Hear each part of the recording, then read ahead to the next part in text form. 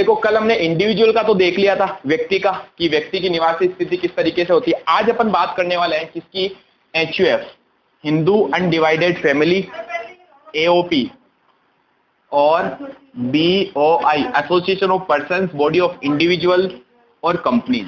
आज इन सबकी हम कंडीशंस देखेंगे कि किन स्थितियों में इन्हें निवासी माना जाएगा या अनिवासी माना जाएगा। ठीक है, पहले मैं बात करता हूं HUF की, Hindu undivided family. Hindu undivided family में सेम वही कंडीशन है, अगर इसको निवासी बनना है, ठीक है, तो ध्यान से सुनिएगा जो इसकी कंडीशन है। अगर इसको निवासी बनना है यानी कि इसको रेजिडेंट बनना है तो इसको क्या करना पड़ेगा। अच्छा, HUF होता क्या है? हिंदू अनडिवाइडेड फैमिली का मतलब समझते हो? ऐसी फैमिली जो सब मिलजुल कर काम करते हो, जिस फैमिली का अभी तक डिवाइडेशन नहीं हुआ, यानी कि जिनको अभी तक विभाजित नहीं किया गया हो। ठीक है, ज्यादातर इंडिया के अंदर ही होता है ये, और इंडिया में ही होता है HUF। ठीक है, बाहर नहीं होते। तो इंडिया के अंदर दादा दादा के जो बच्चे हैं, वो उनके जो पोते, पूरी एक साथ में फैमिली रहती है, जिनका एक ही बिजनेस होता है। ठीक है, ये ध्यान रखना। ये हो सकता है कि उसके छोटे भाई ने कोई नया बिजनेस स्टार्ट कर रखा हो, मेन उनका बिजनेस जो होगा ना वो एक बिजनेस होगा, और मेन उनके घर के अंदर एक मुखिया होता है। कौन होता है? मुखिया। ठीक है, हेड जो होता है। इस मुखिया को अपन बोलते हैं कर्ता। क्या बोलते हैं? कर्ता। तो कर्ता का मतलब क्या हुआ? HUF का जो मेन मालिक होता है या जिसके डिसीजन घर के अंदर चलते हैं, जिसने एक बार बोल दिया ये होना है तो वही होना है। ठीक है, यानी जो पूरे घर का मैनेजमेंट करता है उसको अपन कर्ता बोलते हैं। ठीक है, ये चीज क्लियर करना। यस, इंग्लिश में भी इसको कर्ता बोला जाता है। अब हम ये देख रहे हैं कि कब HUF को रेजिडेंट माना जाए, निवासी माना जाए। इसको निवासी तब माना जाएगा यदि HUF का जो बिजनेस है उसका कंप्लीटली प्रबंध, पूरा का पूरा प्रबंध भारत में हो रहा हो, या फिर आंशिक रूप से भारत में हो रहा हो। क्या बोला इन्होंने? अगर इसके व्यवसाय का यानी HUF का मैनेजमेंट यानी कि प्रबंध पूर्ण या फिर आंशिक रूप से भारत में हो रहा हो, आंशिक रूप से भारत में होता है, तो इसे हम क्या कहेंगे? ये निवासी हो गया। अब ये प्रबंध का क्या मतलब होता है? सर, प्रबंध मीन्स क्या है? क्या आप अपना बिजनेस अमेरिका में भी चला सकते हो? यस। जापान में भी चला सकते हो? यस। लेकिन उस बिजनेस से रिलेटेड जो महत्वपूर्ण डिसीजंस लिए जाते हैं या उस बिजनेस का जो मैनेजमेंट किया जाता है वो अगर भारत में हो रहा है तो इसका मतलब क्या हो गया? वो रेजिडेंट हो गई, निवासी हो गई। समझ में आया?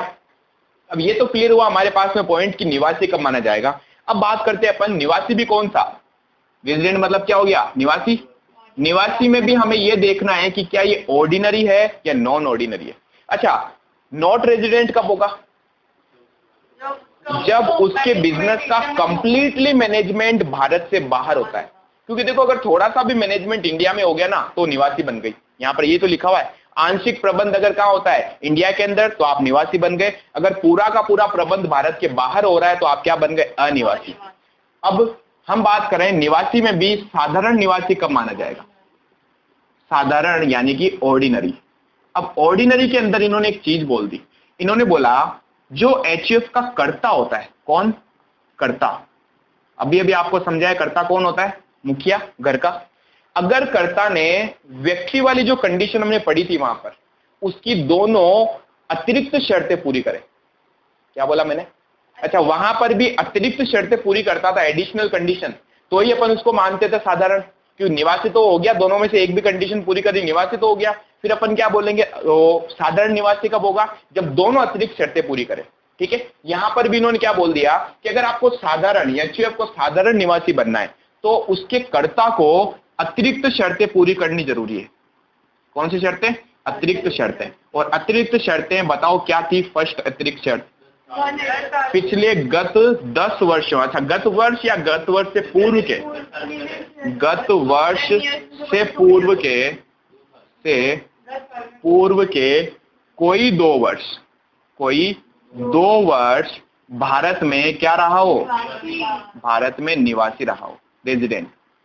पहली कंडीशन तो ये, तथा इसके साथ ही उसको दूसरी भी कंडीशन पूरी करनी पड़ेगी। दूसरी कंडीशन क्या थी? गत वर्ष से, अच्छा पूर्व के कितने? 10 वर्ष। 10 वर्ष में से कोई भी 2 वर्ष अगर वो भारत में क्या रहा? निवासी।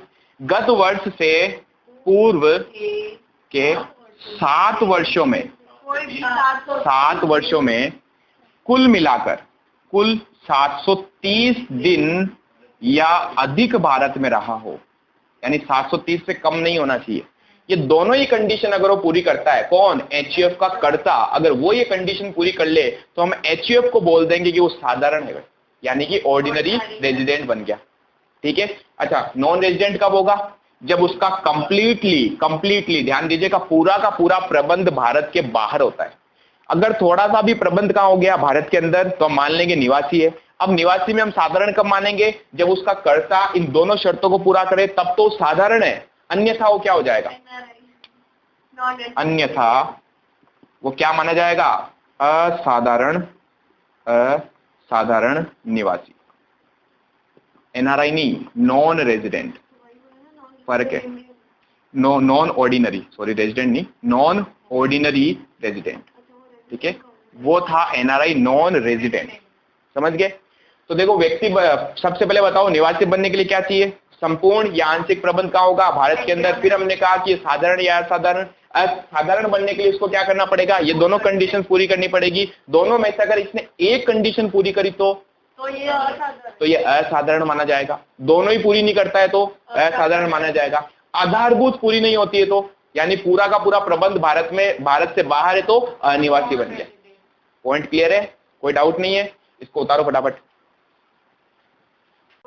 अब देखो एओपी और बीओआई में क्या है, हम जब बात करेंगे ना कि ऑर्डिनरी या नॉन ऑर्डिनरी, यानी साधारण और असाधारण की जब भी बात की जाए तो सिर्फ इंडिविजुअल यानी एक व्यक्ति और एचयूएफ ही जो है वो साधारण और असाधारण हो सकते हैं।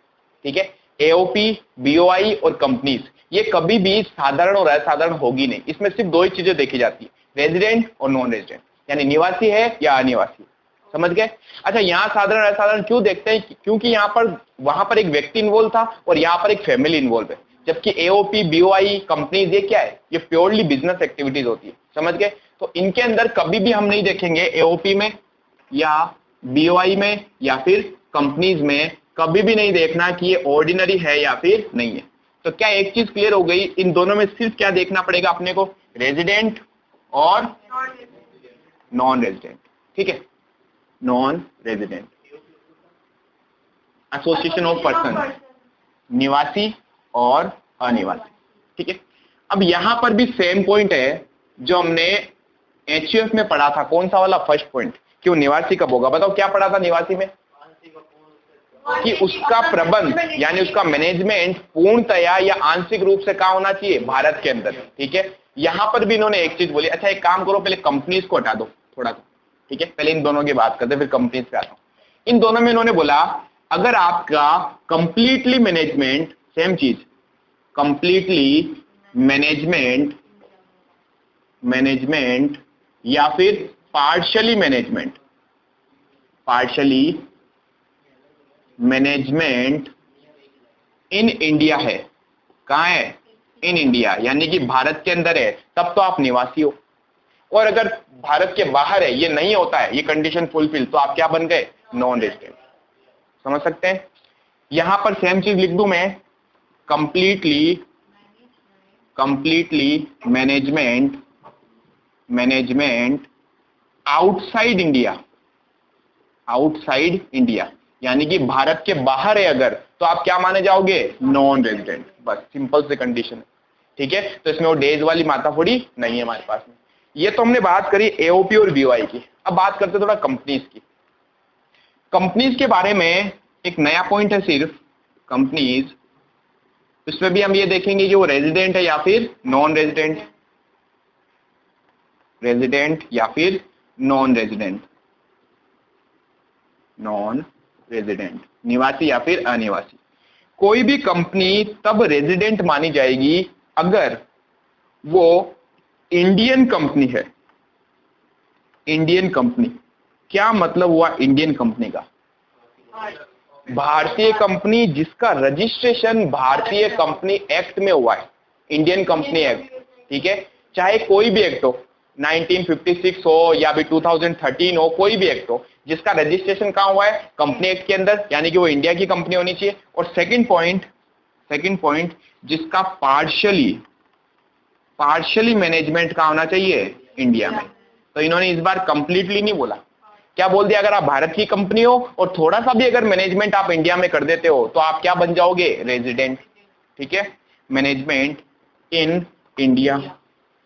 तो क्या कह सकता हूं, नॉन रेजिडेंट कौन सी कंपनीज हो गई? फर्स्ट जो फॉरेन कंपनी है, फॉरेन कंपनी, और जिसका कंप्लीटली मैनेजमेंट का होता है आउटसाइड इंडिया। ठीक है, कंप्लीटली मैनेजमेंट आउटसाइड इंडिया। ठीक है, स्थिति पढ़ी ना, ये क्यों पढ़ रहे हैं अपन? क्योंकि हमें ये देखना है कि कौन सा व्यक्ति किस इनकम पे टैक्स देगा या नहीं देगा। ठीक है, तो हमें अब ये देखना है कि अगर कोई ऑर्डिनरी व्यक्ति है, ध्यान से सुनना जो मैं कह रहा हूं। फर्स्ट मैं बात करता हूं ऑर्डिनरी रेजिडेंट। अच्छा, पहले तो बताओ ऑर्डिनरी रेजिडेंट यानी कि साधारण निवासी कौन कौन हो सकता है?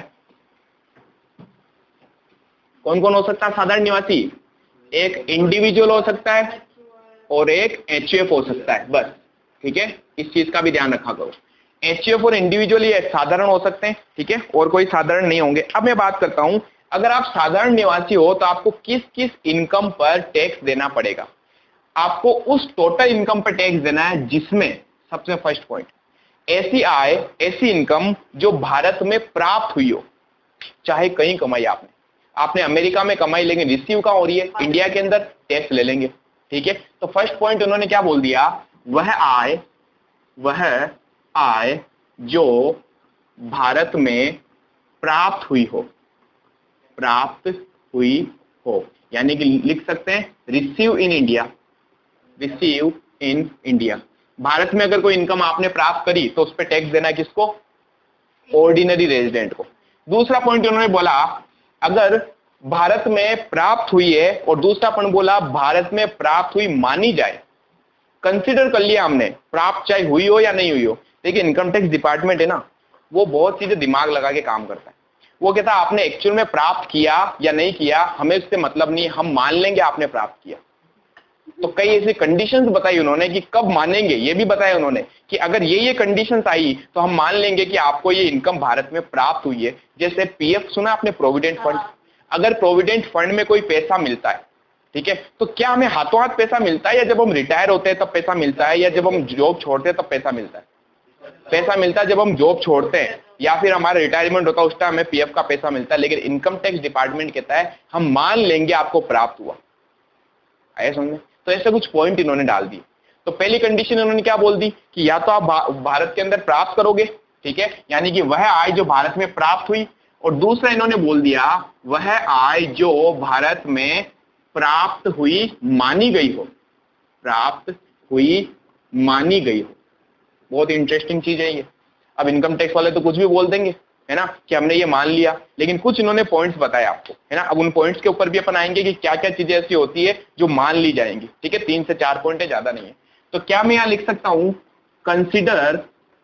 Consider receive in India.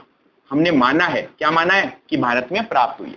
तो 2 इनकम ऐसी है जिसके ऊपर आपको, अगर आप साधारण निवासी हो तो टैक्स देना पड़ेगा। कौन सी इनकम? जो आपने भारत में या तो प्राप्त करी या प्राप्त की मानी गई। तीसरा पॉइंट उन्होंने बोल दिया वह आय जो भारत में उपार्जित हुई या फिर उदय हुई। क्या मतलब हुआ उपार्जित या उदय का? क्या कर रहे हो, मजे ले रहे हो क्या? देखो इधर, एक्रियूल का मतलब आपने भारत में कमाई है, मिली नहीं है अभी तक। जैसे मैं अगर बात करता हूं कि मैंने एक कंपनी में 4 महीने काम किया, तो मैंने वहां से सैलरी कमा तो ली, लेकिन मिली नहीं है अभी तक, ठीक है, और 31 मार्च आ गया, तो क्या गवर्नमेंट मुझसे टैक्स ले लेगी? वो कहेगी आपको मिला तो नहीं, लेकिन आपने कमा तो लिया, उपार्जित तो कर लिया, अर्न तो कर लिया। समझ गए? तो कोई चीज अगर एक्रियूल हो गई इंडिया के अंदर, कहां पर? इंडिया के अंदर, एक्रियूल इन इंडिया, तो इसके ऊपर भी आपको टैक्स देना है। नहीं दी तो भी उन्होंने तो क्या बोला, सैलरी कमा ली ना, अब आप अपने आप ही ले लोगे उससे, मुझे इससे मतलब नहीं है, मुझे तो आप इसके ऊपर टैक्स दे दो। ठीक है, तो इनकम टैक्स डिपार्टमेंट है सामने, ये ध्यान रखना। नेक्स्ट, सेम टू सेम यहां पर क्या बोला इन्होंने? मानी गई। यहां पर भी इन्होंने बोला कि उपार्जित हुई या नहीं हुई, हमने मान लिया उपार्जित हो गई। तो ऐसी इनकम जो या तो उपार्जित हुई, एक्रियूल हुई, या फिर कंसिडर कर लिया कि उपार्जित हुई है, यानी कि हमने मान लिया कि भारत में उपार्जित हुई है, उस पर भी आपको टैक्स देना है। तो वह आय जो उपार्जित या उदय हुई मानी गई हो। ठीक है, यानी कि लिख सकता हूं कंसिडर एक्रूअल इन इंडिया। ठीक है, तो सिंपल से पॉइंट बोले इन्होंने 4। वापस बताओ एक बार, फास्ट रीड करना। ये भारत में प्राप्त हुई या भारत में प्राप्त हुई मानी गई। ठीक है, भारत में उपार्जित हुई या उपार्जित हुई मानी गई। इन सारी इनकम के ऊपर आपको टैक्स देना है। किसको? साधारण निवासी को। अभी खत्म नहीं हुआ, अभी और है। अब इन्होंने बोला 5वां पॉइंट, वह इनकम जो आपने प्योरली भारत के बाहर कमाई है। भारत की तो बात ही नहीं, अभी तक तो भारत की बात करी हमने। अब इन्होंने बोला वह आय जो भारत के बाहर उपार्जित या प्राप्त हुई हो। अभी तक तो हमने किसकी बात करी थी बताओ, कि भारत में या तो प्राप्त करी या भारत में उपार्जित करी, उसके पे टैक्स देना है। लेकिन अगर आप ऑर्डिनरी रेजिडेंट हो तो आपको उस इनकम पे भी टैक्स देना है जो भारत के बाहर आपने कमाई हो और भारत के बाहर ही प्राप्त करी, तो भी हम आपको बोलेंगे टैक्स दो इस पे। तो अब देखिए, मैंने आपको फर्स्ट डे समझाया था कि ऑर्डिनरी रेजिडेंट जो होता है ना, उसको सारी इनकम पे टैक्स देना होता है। इसको बिल्कुल छूट नहीं है। कहीं पर भी कमाया, कैसा भी किया, आपको तो टैक्स देना पड़ेगा। छूट किनको मिलती है? नॉन ऑर्डिनरी को या नॉन रेजिडेंट को।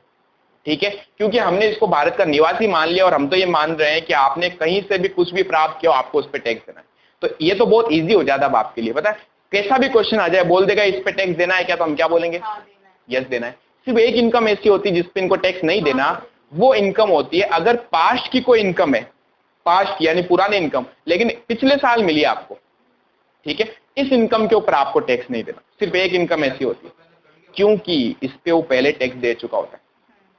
समझ गए? तो पुराना, अगर गत वर्ष से पूर्व के कोई सालों में कोई आपने इनकम कमाई है, प्राप्त कब हो रही है? गत वर्ष में हो रही है, इस पे आपको टैक्स नहीं देना। बाकी सारी इनकम पे आपको टैक्स देना पड़ेगा। ये हमने किसकी बात करी अभी तक बताओ? ऑर्डिनरी रेजिडेंट की। ठीक है, और ऑर्डिनरी कौन हो सकता है? इंडिविजुअल और एचयूएफ हो सकता है। सेकंड, अब मैं बात करता हूं किसकी? नॉन ऑर्डिनरी रेजिडेंट की। Non ordinary resident. ठीक है, क्या बोल सकते हैं इसको? असाधारण निवासी। अब ये भी ध्यान से देखिएगा। अब मैं थोड़ा शॉर्ट में लिखूंगा, है ना, इसमें आपको अच्छे से समझाया है। अब यहां थोड़ा शॉर्ट में चलेगा। यहां बोला कि अगर कोई असाधारण निवासी, कौन होता है असाधारण? जो आधारभूत शर्त तो पूरी करे लेकिन एडिशनल कंडीशन पूरी नहीं करे। ठीक है, या उनमें से कोई एक कंडीशन पूरी कर ले, दोनों ही पूरी नहीं करे, उसको हम क्या मान लेंगे? असाधारण निवासी। अब हमने कहा असाधारण निवासी तो किस आय पर टैक्स देगा? तो फर्स्ट पॉइंट हमने कहा जो उसने भारत में, अब थोड़ा हिंदी में लिख रहा हूं, ठीक है, भारत में प्राप्त या प्राप्त हुई मानी गई हो। तो ये सेम टू सेम वहां पर भी पॉइंट था। दूसरा पॉइंट, जो भारत में उपार्जित या उदय तथा उपार्जित या उदय मानी गई हो। उपार्जित या उदय मानी गई हो। अब जरा ध्यान से देखो, ऊपर वाले 4 पॉइंट में और इसमें क्या डिफरेंस है? कोई डिफरेंस है क्या? कोई डिफरेंस नहीं है। प्राप्त हुई यहां पर भी है, प्राप्त हुई यहां पर भी, मानी गई यहां पर भी है, मानी गई यहां पर भी, उपार्जित है, उपार्जित मानी गई, चारों चीजें। 5वें पॉइंट में फर्क है। 5वें पॉइंट में हमने यहां पढ़ा वह आय जो भारत के बाहर उपार्जित और प्राप्त हुई, भारत के बाहर। तो यहां इन्होंने 30वें पॉइंट में लिखा अगर कोई ऐसी इनकम है जो भारत के बाहर आपने प्राप्त करी और उपार्जित हुई है, तो इस पे हम टैक्स नहीं लेंगे। कब नहीं लेंगे? अगर जिस कंपनी से या जिस बिजनेस से आपको प्राप्त हो रही है उसका प्रबंध भारत के बाहर होता हो। क्या बोला इन्होंने? यानी कि आपने ऐसी आय प्राप्त करी, आय प्राप्त कहां करिए? भारत के बाहर। ठीक है, कहां करी? भारत के बाहर। तो प्राप्त भी करी और उपार्जित भी कहां हुई है? भारत के बाहर ही। यानी इन शॉर्ट कहा जाए तो आपने कमाया भी बाहर और प्राप्त भी कहां किया? बाहर किया। अगर बाहर किया, इसका नियंत्रण जिस बिजनेस से आप प्राप्त करे हो उसका नियंत्रण भारत में अगर है, भारत में है, तब तो आपको टैक्स देना है। लेकिन अगर उस कंपनी का नियंत्रण भारत के बाहर है, यानी उसकी कंट्रोलिंग कहां हो रही है, भारत के बाहर ही, ठीक है। जैसे मैं अगर एग्जांपल दूं आपको, मैंने कहा मैं एक नॉन रेजिडेंट इंडियन हूं, ठीक है। नॉन रेजिडेंट का मतलब क्या हो गया, असाधारण, यही हुआ, सॉरी नॉन ऑर्डिनरी रेजिडेंट, मैं एक असाधारण निवासी हूं। मैं अमेरिका की किसी कंपनी में काम कर रहा हूं, वहीं पे मैंने काम किया, कंपनी अमेरिका की थी, अमेरिका पे मेरे सैलरी कमाई भी हुई, मिला भी मुझे कहां पर, अमेरिका में ही, तो क्या मुझे भारत में टैक्स देना पड़ेगा? नहीं देना पड़ेगा। लेकिन मैं कह रहा हूं मैं अमेरिका में काम कर रहा हूं, वही काम कर रहा हूं, वही सैलरी कमा रहा हूं, लेकिन जिस कंपनी में काम कर रहा हूं वो भारत की कंपनी है, तो क्या मुझे टैक्स देना पड़ेगा?